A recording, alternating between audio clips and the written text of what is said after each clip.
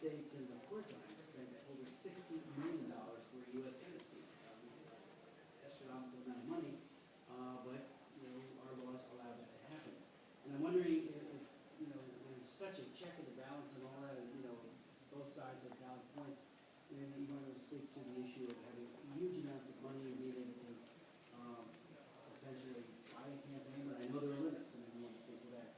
Where will Ivanishvili take Georgia? I mean, you seem to speak most about that and cite a number of concerns, and I appreciate you elaborate on that very quickly.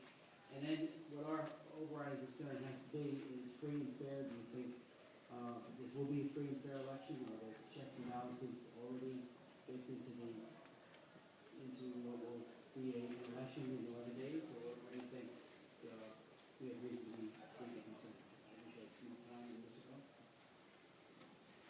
Thank you, Mr. Chair. I suspect that the biggest issue response to the Georgia Dream would be if they're successful, whether the Georgian government didn't understand what the relationship with Russia in terms of how that might affect relations with the West.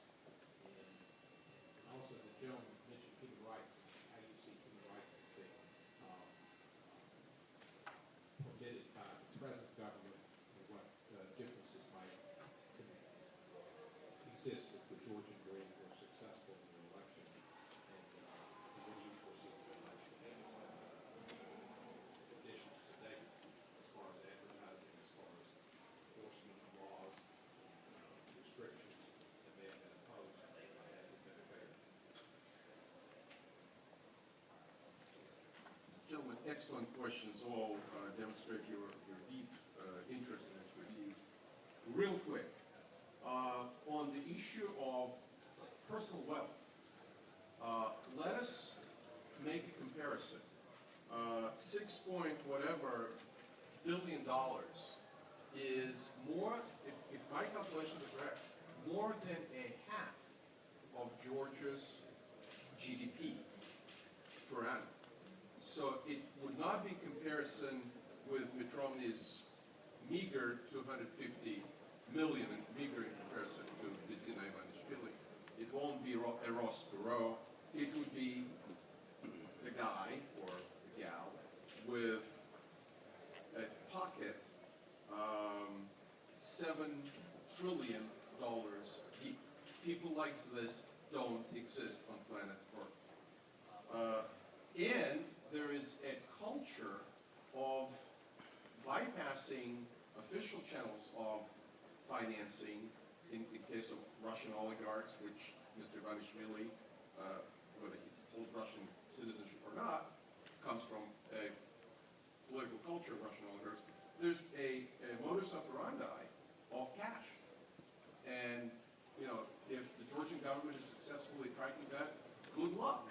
If they don't, then they can't. But I bet you dollars to donuts, you cannot think about this campaign only with the official figures. Probably on both sides, but especially when we have one big, deep pocket.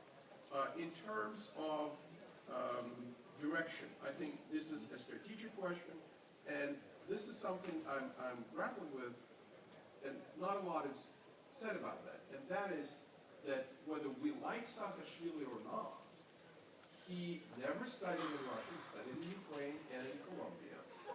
He spent his formative years in Georgia and in the United States, and he built his movement more or less in his image in terms of getting a lot of Western-trained people around. Georgia Dream, on the other hand, has a Russian oligarch, a former Russian oligarch, as its head, has some first-rate